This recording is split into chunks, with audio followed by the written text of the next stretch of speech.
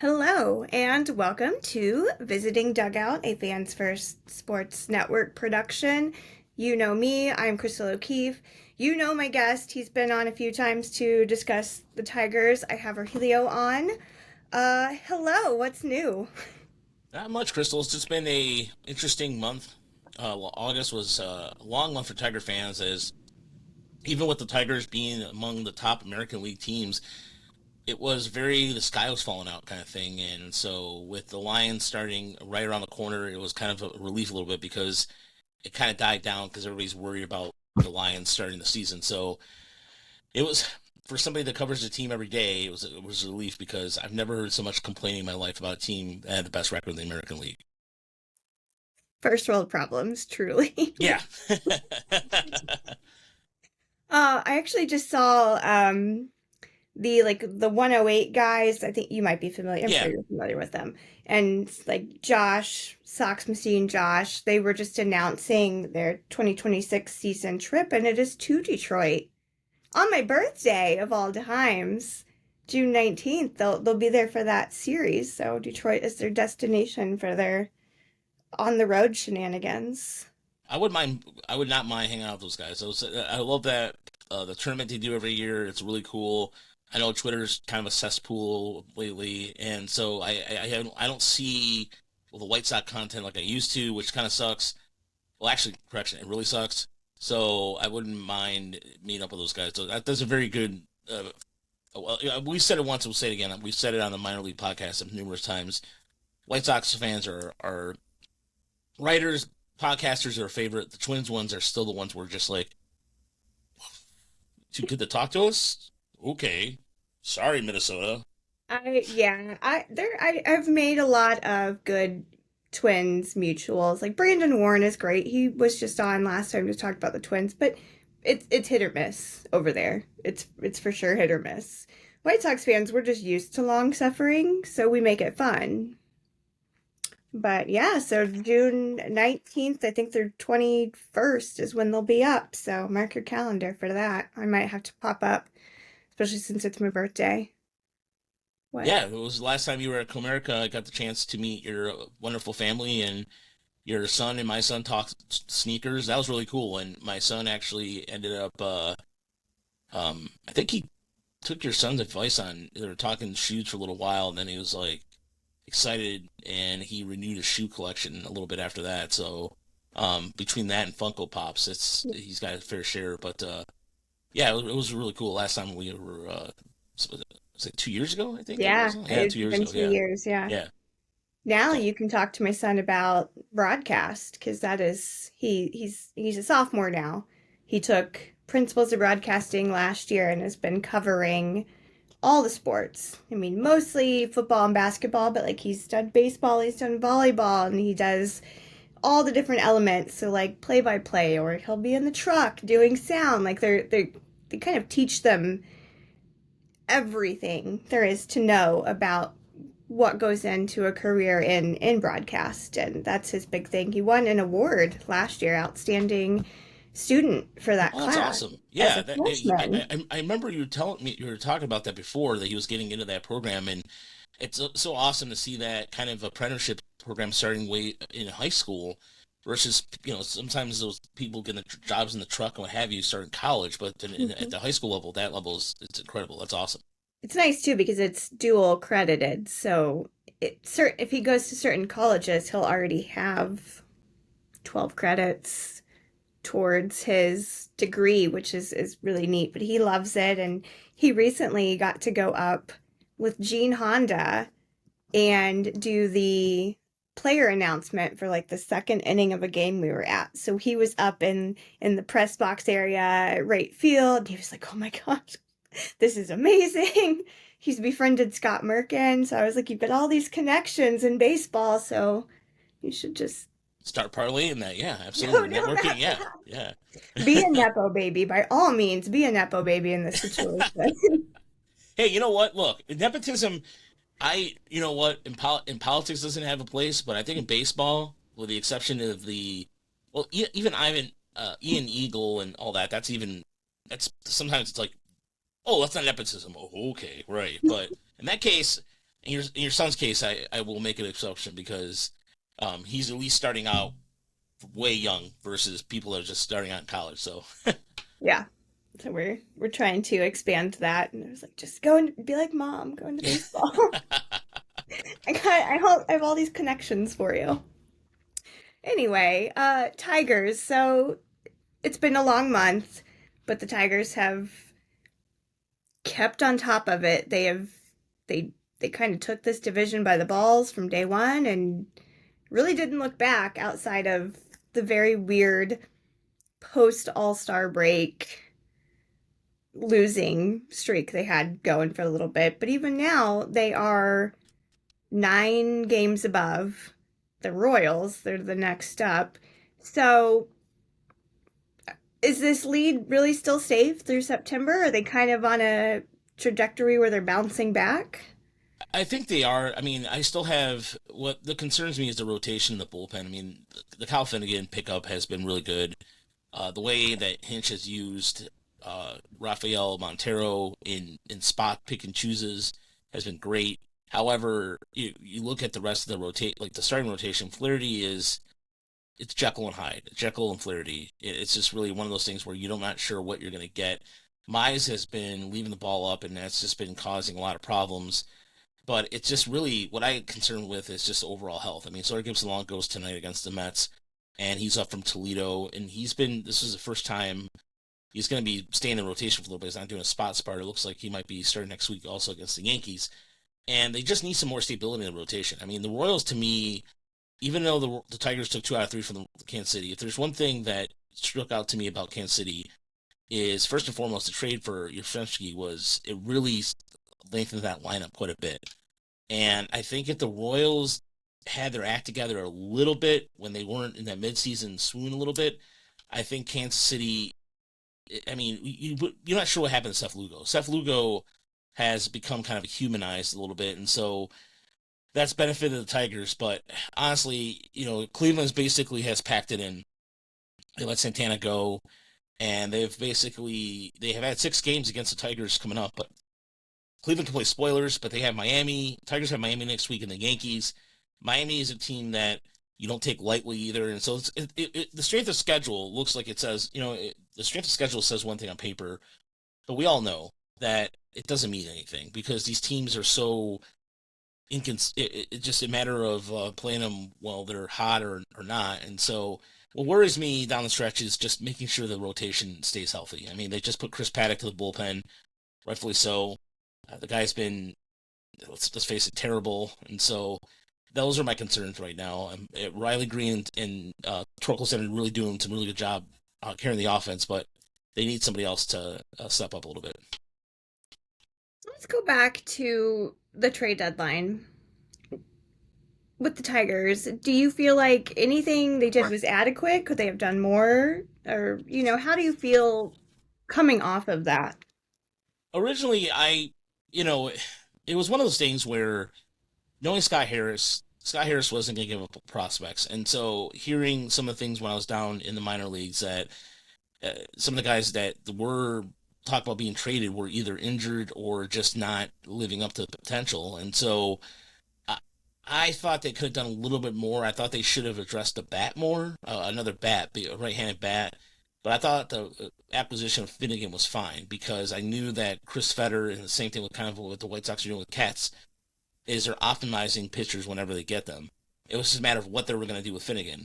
And I did not want the Tigers to give up the big three, which is Kevin McGonigal, Max Clark, or Briseño. Now, what from what we've been hearing that Harris is kind of hard to deal with in trades and it's kind of hard to gauge what he wants.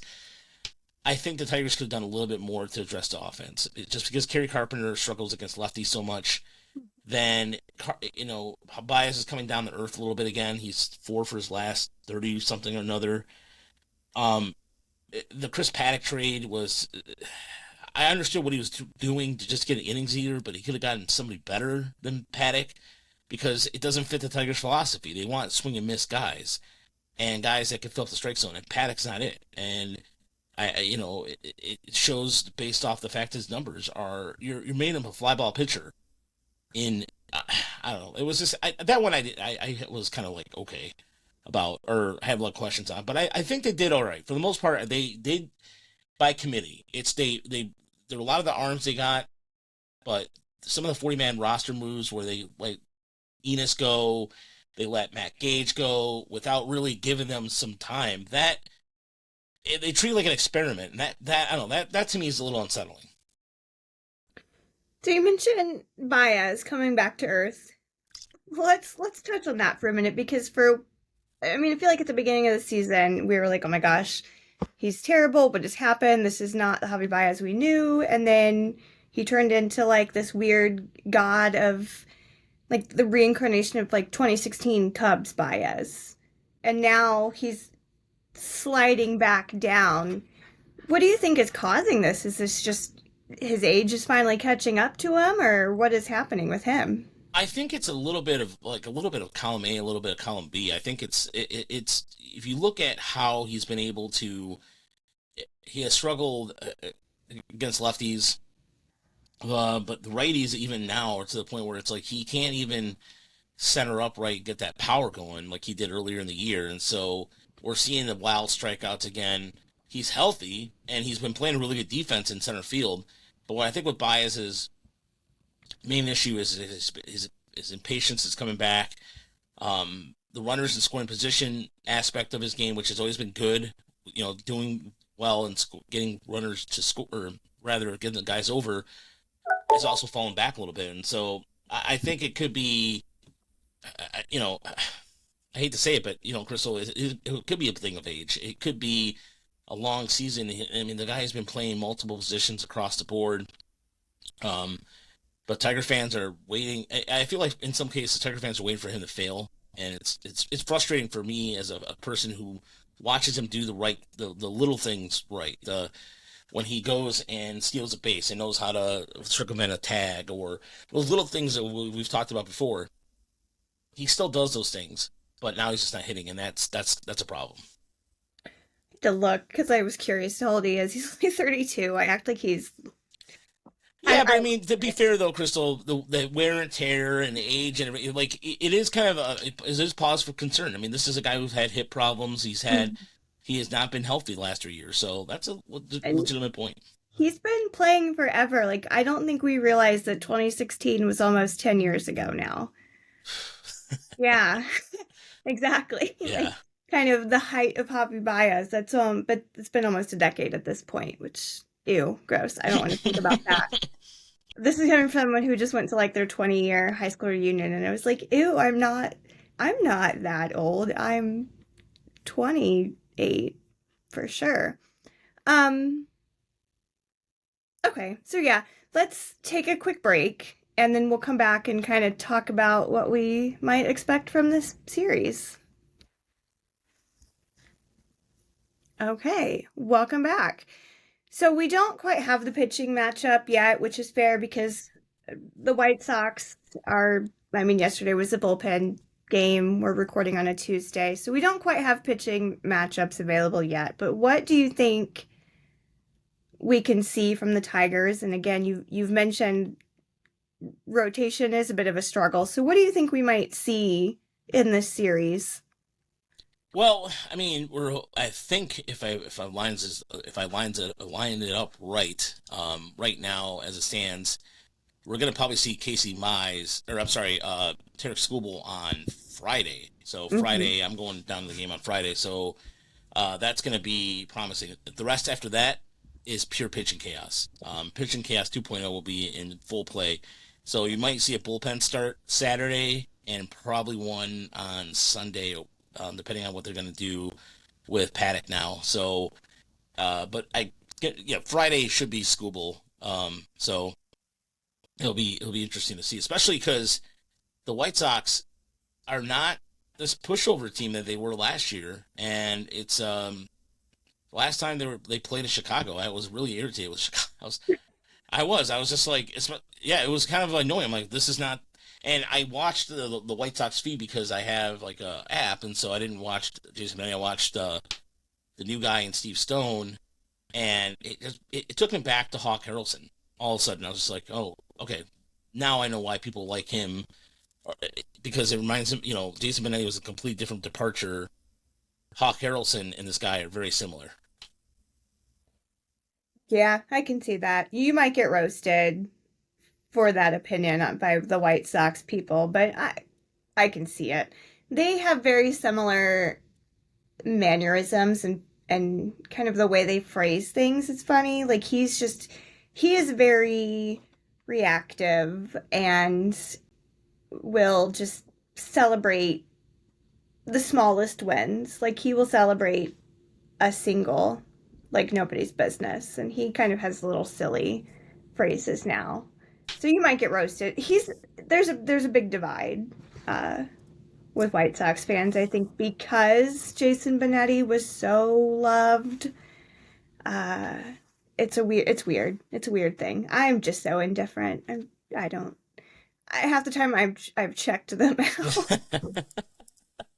No, it's just because he says stuff like the good guys would like Hawk Harrelson would say, and Yeah, I might get roasted for it, but I mean, I don't have the luxury of having them every single day either. right. So it is a with Benetti now. It is what's been interesting to me is some of the same things that people were saying about Benetti not sticking to baseball and being obscure. And Chicago is coming up in Detroit now too, and so, but I mean, he's fantastic to hear him, and we're lucky. I mean, the Jason call football games. yes, yes, he does call some occasional. He did call the Lions game a couple weeks ago, and then the occasional his college football stuff is really good. Yeah. I saw a video of him with his doubleheader of baseball and football, and he was like in a cart, and they were like, "You've got 3 hours until first pitch," and he came from I think a college. It might have been college, but yeah, he's funny. So back to this pitching. I mean, you'll likely at least see one bullpen game from us too. Our pitching has been really brutal to watch at times. It started off great and the young guys have been great. And I established a Davis Martin hype train. You won't see him in this series. I think he pitches tonight, actually. Thank God. But we we do have Martin Perez back, and he has looked great. But He gives the Tigers fits. I don't. Martin Perez is one of those guys that I wish the Tigers would have gone after because he's a lefty and he could just go out there and spin it. And he did that last time he faced him in Chicago. And it was like one of those things where I was like, you know what's going to happen? It is it's going to be a pain in the ass kind of start. And it was. And the Tigers, for whatever reason, couldn't do anything off of him. yeah, that's what I love about him. I'm a big Martin Perez stan, and yeah, you probably will see him. Looking at what we've got coming down, in fact, it could be a Perez Scooble night, which should be interesting The because that most would, opposite polar things of the yeah, of the world. But no, and he is a guy that, for whatever reason, just does very well against the Tigers. And so, are we going to see Mike Clevenger? oh God, I hope not. No, he is still down in the minors. There was an ugly rumor that popped up that he was getting called up, but it Oh, seems to have been false. okay. So you're saved from that jackass for hopefully some time. I would rather have a bullpen game where we get blown out 47-2 than see Mike Clevenger pitch, personally. Yeah, he's a greasy hair dude, Yeah, greasy hair scumbag kind of guy. So yeah, we don't appreciate him.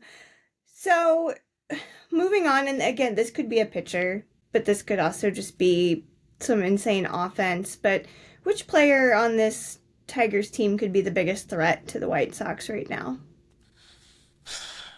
that's a really, really interesting question because I look at the Tigers right now, especially a guy as far as like just who's going to be a pain in the ass the whole weekend. I think it's going to be Dylan Dingler because Dingler has been hitting better for average. He's been working at bats longer. He's been walking the plate more. He's been walking more, and he's the kind of the guy that I think does a really good job of wearing down pitches. We've seen some really lengthy at bats from him as of late. So I think that will be a key to wearing down some of these young White Sox pitchers, especially. I think the White Sox rotation. I mean, again, the record doesn't speak for itself, but guys, I really, Adrian Hauser, um, or not Adrian Hauser. He's Sean, gone. well, he's gone, but I was trying to Yeah. think of who's the is it Shane Smith? Shane Smith, Yeah, yes. Shane Smith's got some, its ability too. So there's some. The reason why I was thinking about Hauser. What did Hauser get traded to, by the way? I forgot where he got traded to. I can't remember where he went. I just remember being really bitter about it. I think did he go? I think he went to Let me double check. Rays. Oh yeah, he went to the Yep. Rays. That's right. That's a Rays kind of move. No, but I think between Diggler and if Wencio Perez is a guy who's been he's been working good at bats too, and he's been batting. He's getting been better on getting on base more, and he's a switch hitter, but he's been hitting better on the left hand side compared to his dominant right. So I think those two players are ones to watch out for. White Sox fans should watch out for this weekend, especially if you're coming up to Detroit. So if you are coming up to Detroit, there is some food options out there I'll throw out your way if you haven't. I think I've thrown out the Sweetwater Tavern before. Um, but if you're interested in some other options, there's plenty. There's Mexican Town. There's really good Greek food right by the stadium as well. So yeah, You have the like Detroit is I will shout it from the rooftops. Detroit is a great ballpark and a great just city to visit. We have so much fun every time we're in Detroit and the food there is so good. I mean, you can't really go wrong. Even if you just get ballpark food, it's good. yeah, My kids were like, "Oh, this is actually good." It's yeah. kind of a food city. Oh, I mean, I've tried the mini mosa Cuban sandwich at Guaranteed Rate Field, which was really Mhm. good. So for me, it's my go-to is always going to Italian beef because I can't get really good Italian beef up here. Although they've opened a chain of oh, what's that place called? Uh, Tortillas? yeah, yeah, and they've opened them up, but they're all like really out, like 20, like a half hour, 45 minutes away from me. So Chicago. That's my favorite thing about going to Chicago, and it's long overdue. And so, yes, White Sox fans, I've also never been to I've never been to Wrigley Field. That's okay. Okay, good, because my sister's friend, my sister is currently in Spain, and she was talking smack because she goes, "How are you a baseball writer if you've never been to Wrigley Field?" And I say to her, "I don't care." Yeah. Yeah, It's if you're in the idea of wanting to hit all of the parks, obviously you've got to go to Wrigley. And if you want something like historic, sure, it's great, but Wrigleyville itself is so just it's been very gentrified. It already kind of was, but it's even more so now and it's kind of a dump. yeah, Honestly, it's kind of a dump. really, wow. Yeah, like, and I've been to Fenway too. Fenway, very historic. Fenway is a million times nicer than Wrigley. That's what I'm saying. Like everybody makes this big deal about Wrigley, and then it's just like everybody. It's not. I've heard other people say it's like crumbling, and a friend of mine just saw Pearl Jam there, and hmm Yeah, I've seen a few concerts there, and I saw Billy Joel there. That was fun, and they host a Chris Kindle market every year. Well, last year they didn't because of hockey, but normally they host a Chris Kindle market, and that's very nice. But an actual game there, it's just not worthwhile, I guess. I don't know. I think Great Field is a lot nicer. yeah. I mean, I there's a few. I've been there now 5 times, and I've never had a bad view there. Mhm.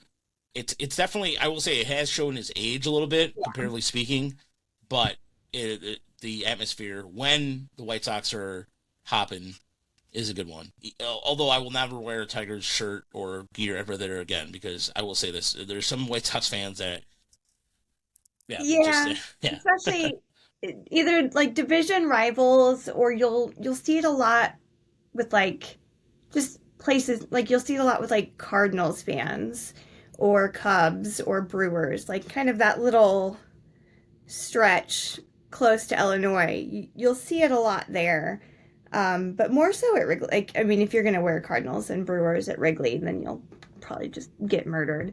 But, and then the Astros, even though they beat them in 2005, Astros fans still kind of get a little shit from Sox fans. But Yeah, where Wrigleyville is, there's a lot of transparent kids from Michigan State University and U of M that live in the area. So that's why I think Tiger fans kind of blend in well because it's the first thing you do after to go find yourself in Chicago before you end up moving back to the suburbs of Michigan and just being a giant pest or whatever. But you come back to be close to your parents because you realize you don't pay car insurance or pay for parking anymore in Chicago. You're over it. Yeah, Chicago's expensive. This is coming from someone who, in the next few years, will probably be moving back into the city. It's a headache, but Yeah, you, but it's a you cool learn city though. you learn to love it. Yeah. So, keys for the Tigers to take this series, because as you mentioned, the White Sox aren't all. You can't just walk all over them anymore. I mean, we've won a whole 50 games now at the time of recording. So, what are the keys for the Tigers to take this series? You know, I think it's really neutralizing guys like they had a problem with in the series, like Andrew Benintendi, who was kind of a pain in the ass in the series. Just kind of keeping really those guys off base. I thought Miguel Vargas. I've always been a fan of him since he was a prospect with the Dodgers, and to see him come emerge and fix his hitting problems. Although I know he's kind of come back down to earth a little bit, but um, neutralizing him, I think, would be ideal. Kyle Teal also is a guy who's gonna be a dude. That guy's gonna be a pain in the ass. That guy's gonna be a pain in the ass. Yeah, He's my Kyle. favorite. Yeah, Kyle Teal. That was a very good shrewd there pickup there for the White Sox, and if they can stop him, he's been a giant pain in the ass too. And so I see him if they can neutralize him a little bit. And Colson Montgomery also screw him. Like I know like I'm saying that now, but like he's also gonna be a giant pain in the ass too. Like the amount of like he was always on base the last time the Tigers took him on in Chicago. So I think those are keeping those guys off the base will really because the rest of the offense I'm not really concerned with, but Colson Montgomery.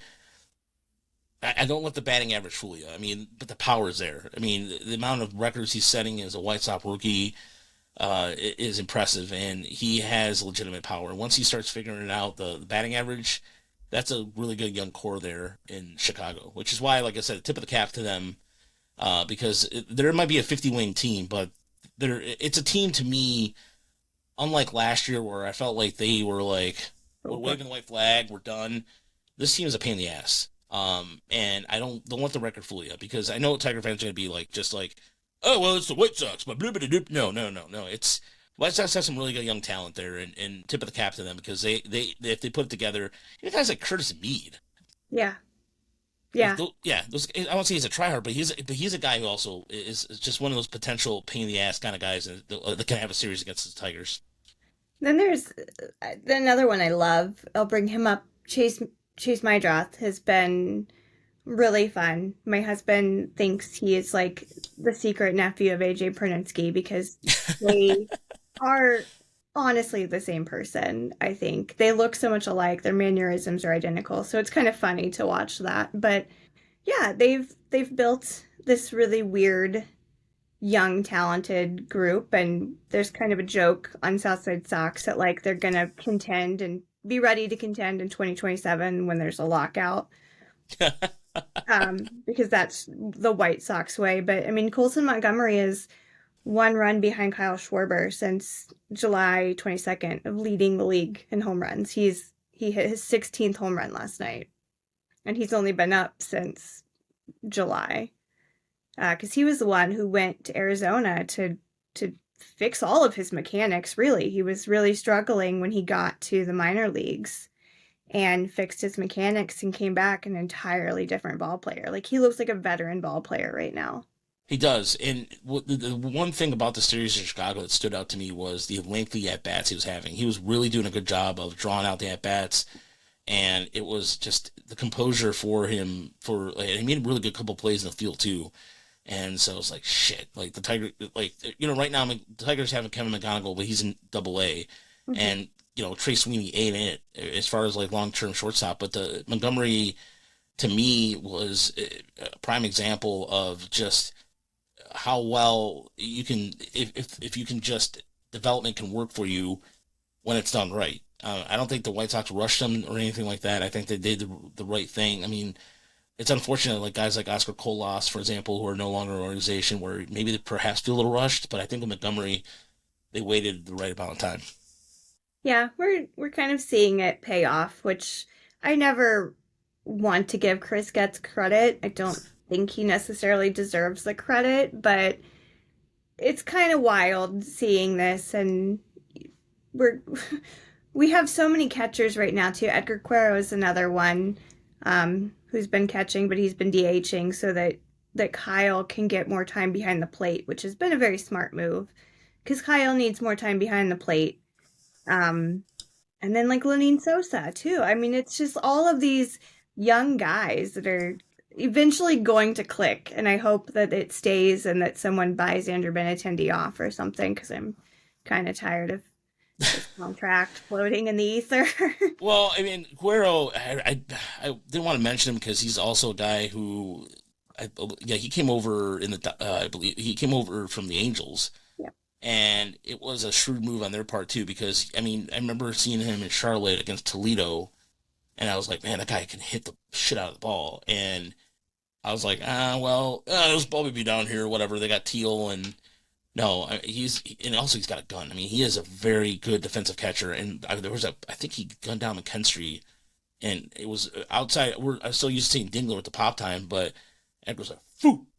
And so, yeah, he's a really the White Sox have a good problem with that, and you can never have too much catching because I think catching you can use that for trades, you can use that for whatever you want because every team wants two or three deep catchers, and the White Sox have a rare thing right now, which is, you're right, though. It is a little weird, but at the same time, you're hoping that Getz goes, how can I leverage this? We'll see. Be interesting. So that kind of leads into, and maybe we've already just addressed it in you saying neutralize these players, but what kind of fears do you have heading into this series with the White Sox? I fear that the Tigers are not going to take the White Sox seriously. And Mhm. I don't think AJ Hinch goes game by game preparation. As cliche as it sounds, but it's true.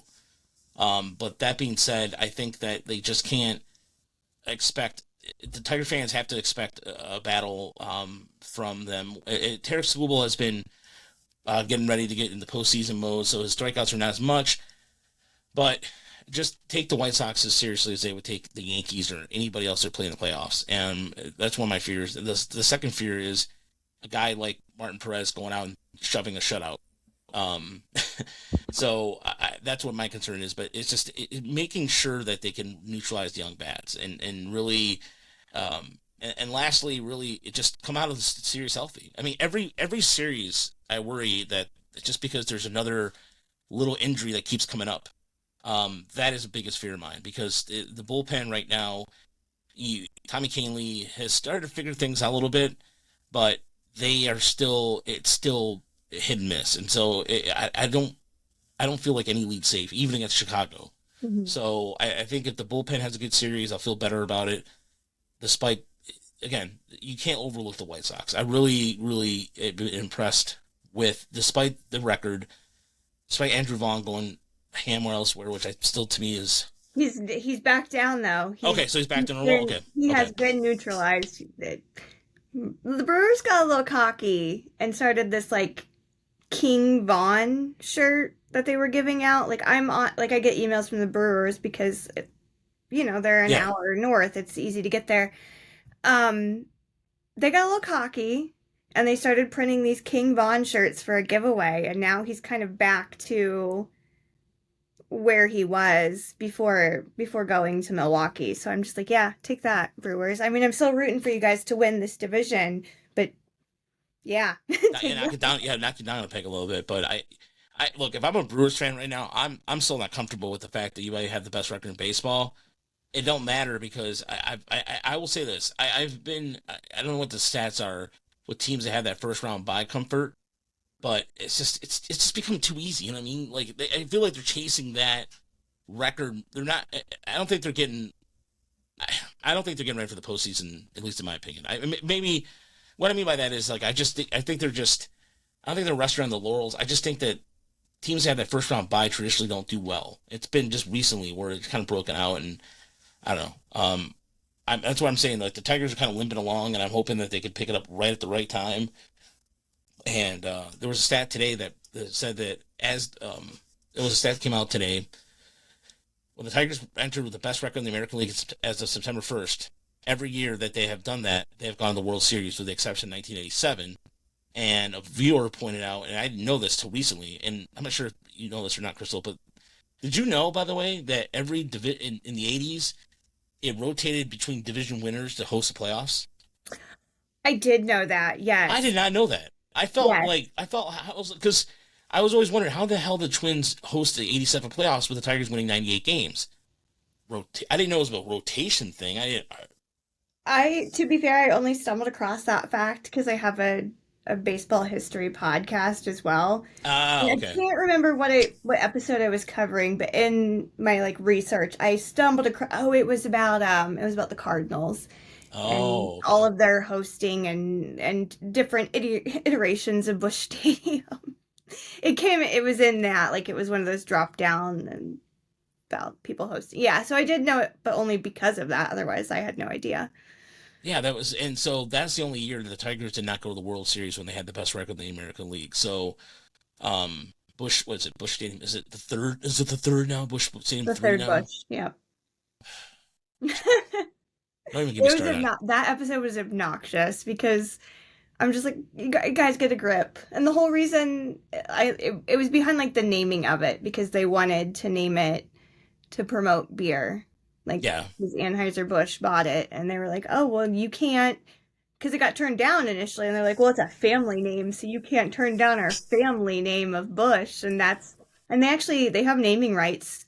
They haven't owned it in uh, like I don't know, almost 2 decades at this point. They have not actually the family has not owned it, but they have naming rights now till like 2030, and then they have like first right of refusal.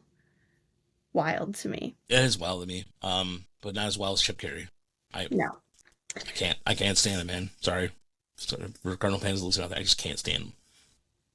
I'm sorry. It's just not a good broadcast. Sorry. I know we're not. This is Tigers White Sox series, but if I can, say if anytime I can talk about Chip Carey and just how I'll never forget him calling game 163 against the Tigers and Twins and how unfucking biased he was. Pardon Yeah. my language. He just drives me nuts. That's why I have a love hate. That's why I have a love hate relationship with AJ when he does any kind of broadcasts because you would think he would have this like White Sox bias. Yeah. He doesn't.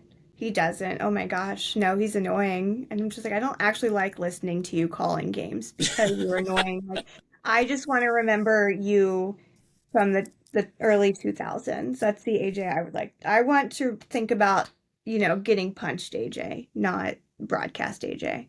Yeah, it's like a lot to do with like Bill Laimbeer. When Bill Laimbeer was a Piston, everyone loved him. But outside of that, when you hear him now, it's like, it's not the same. It's not the same. It's not the same Bill Laimbeer that would represent the city.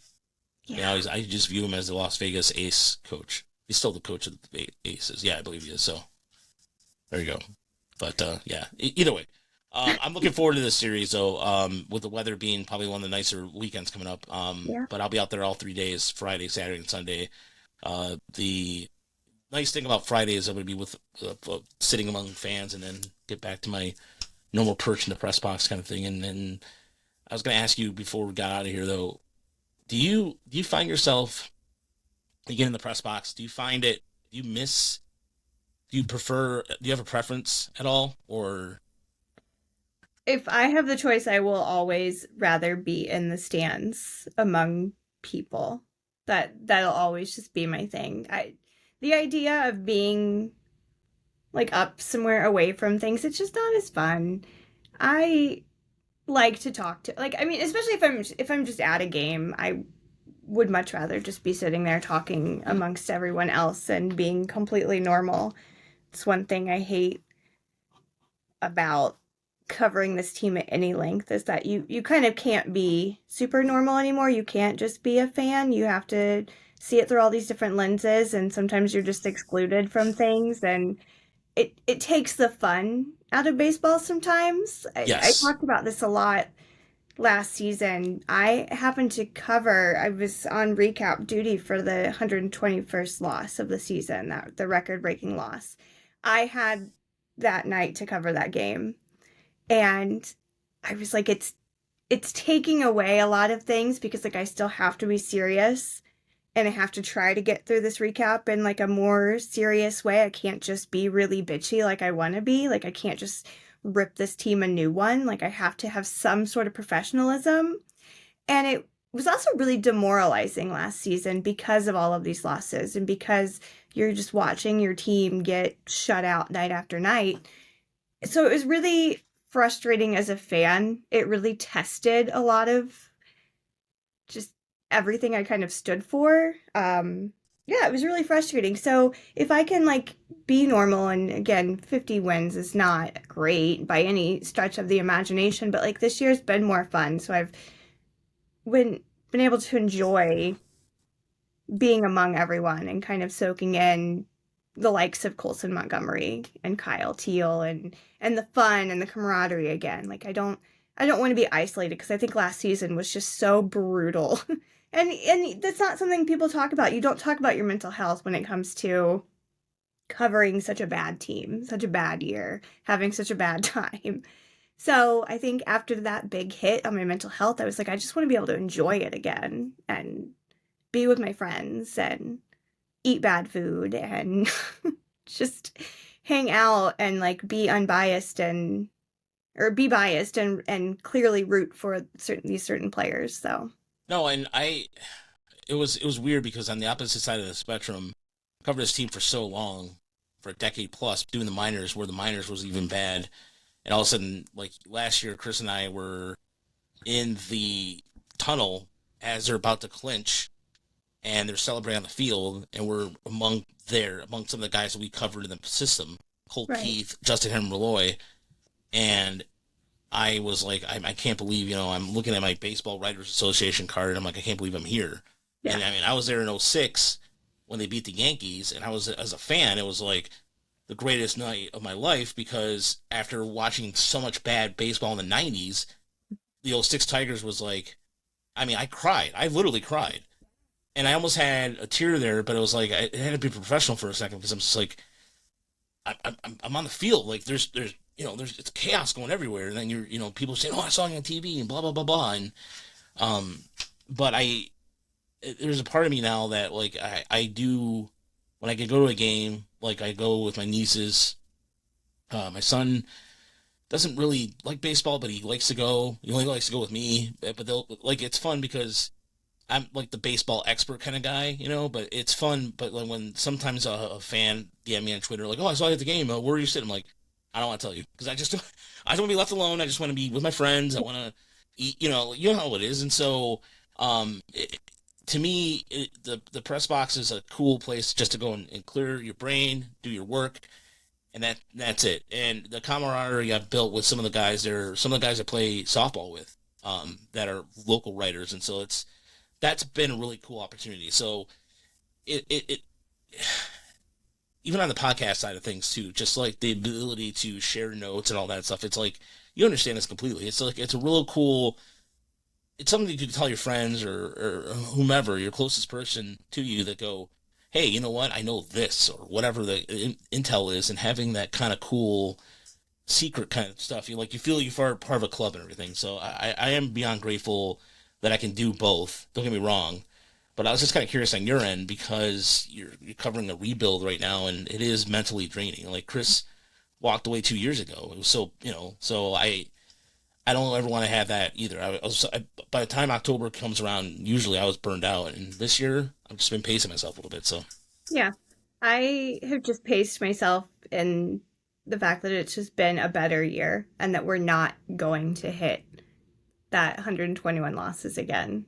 So it's been better in my headspace. I'm burnt out. Like I'll fully admit that. Like I'm at a point now where I'm just like I've got like what 7 games left of the series that I have to be present in the moment for. But I'm just like, all right, we're done. Let's wrap this up. Great. yeah, and I feel like with we have the minor league playoffs coming up. We have Lakeland, we have Erie, we have West Michigan in the playoffs, Tigers in the playoffs.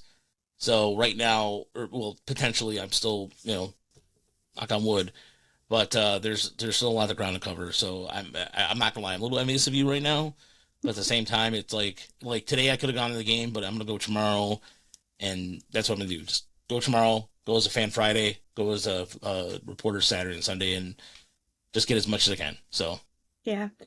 Well, best of luck in the series. Obviously, I'm going to wish the Tigers best of luck in the postseason too. If there's going to be a team that makes it, and it, you know, if it's like a Mets Tigers, I might die inside on who to pick because the Mets are my I don't national want team. I don't want a Mets. You know what I don't want? I don't want a Cubs Tigers series because that's Oh, what everybody wants. I don't no. want that because it would just be obnoxious on the Cubs side of things. Yeah. You know, Yeah. yeah, I would love honestly like it would be cool to see a team like I mean San Diego right now like the Jason Adam had an injury yesterday or his leg blew off out of him and I'm hoping that there's some sort of chaos in the NL. Just somebody different. The Brewers would be cool. I wouldn't mind the Brewers being there either. We'll see what happens. But I mean, right now, the Tigers, Toronto. I don't know if Toronto's gonna bullpen's gonna hold up anymore. Just give us. I love. That's all I love about baseball. Give us those teams that we don't. Give us Oklahoma City and Indiana. Did anybody see the NBA Finals coming? No. Great series. That was a great series, and you know, Halliburton deserved better fate. It was unfortunate, but that's example of what baseball can be if done right. So, As a mother of a Pacers fan, that was a very oof. rough night. He was at I don't even know what it's called anymore. Where the Pacers play because that last game Oh, was Market Square. Well, it's not Market Square. it was Market Yeah, Square when but I yeah, was a child back in my day. Wherever they play. Anyway, yeah. they had a watch party since the game was in Oklahoma City, and I remember kind of talking. I wasn't watching the game, but my husband was keeping track of it, and he just kind of looks over at me and he was like, "We should probably check on your child." And I was like, "What happened?" And he was like, "Halliburton went down. It doesn't look good. He was already playing injured." And I heard from everyone that was at that watch party that it just turned into like a funeral. It got quiet, and from then on, it was just really quiet, and people were filing out, and it was just a brutal time. And I was like, I love Alex Caruso, don't get me wrong, but like I wanted to see the Pacers win it for him more than anything I wanted. And I like Halliburton. He's a good guy. So I felt so bad. I was like, "Are you okay?" He took it pretty rough. He's 15. He's never seen this before, and I realize I get spoiled by other teams winning series that I root for, and he's just Yeah, and a play too that just looked like an innocent play. It wasn't like yeah, a high contact play either. And yeah, I mean, at least you're used to seeing Jordan, and you've been spoiled. Yeah, I'm not sure if are you a Blackhawks fan or not? I don't follow them anymore, but yes, during that big, late 2000s run was a great time in my life. Yeah. So yeah, it is. Yeah, it was very unfortunate for any Pacer fan. That was just they did definitely deserve the better fate after playing so well in the Eastern Conference Finals. Such a great team to watch. Yeah. All right. Well, that's what I've got for you. Thank you so much. Please just remind people where they can find you. Thank you, Chrystal, for having me on. So you can find me on Twitter or X at Rajcast Baseball, and you can follow the Tiger Minor League Report on Instagram, YouTube, wherever you listen to your podcast. We're also on TikTok too, so we're doing videos. We're breaking down prospects there, and our top 40 list you can find at TigersMLReport.com. And we do a weekly podcast every Monday night. Chris and I and Brandon Dave from Bless You Boys do a weekly podcast. So check it out. And yeah, we love talking White Sox. We'll talk baseball. Period. So we just love talking to anybody. So again, thank you again for the time, Crystal. We Yeah, really appreciate it. of course. Those are my three favorite Tigers dudes. You, Brandon, and Chris. They're always staples for the Tigers series. Do you like TikTok? We Southside Sox is a TikTok, and it's ran by one of our writers, her like kind of teenage son, and he's crushing it. He's doing a great job with it. I have to check that out. Yeah, I have to. We have to do more than just recap videos. I gotta figure out a way to make things a little more interesting. Where it's like some of the video, like the Iowa Cubs have been doing. I hate to say, it, but the Iowa Cubs did a really good job with the Jake Arrieta Yeah, when yeah, Rogelio, that was really well that done. was funny. That came up on my feed, and I hate those teams. Yeah, and that same thing. I'm like, what? And I'm like, okay, all right, fine. That's good. I can't hate on that. He hasn't aged, by the way. Jake Arrieta hasn't Yeah, actually I aged. was, you know what, Crystal? I swear to God, I thought he was still playing. Like, is he? He looks exactly the same. He has not. Yeah, Like no. Wainwright, you can see a little bit, but Arrieta, man, that skin. Give me whatever his skin routine is. I want that skin routine. So rude. All right, well, thank you again. Best of luck. I'm gonna go look on TikTok and see if I can find him and his skincare routine for the both of us. Probably eating babies. Let's see. All right. Oh This has been man, fun. Thank you. See you thank you. later. See.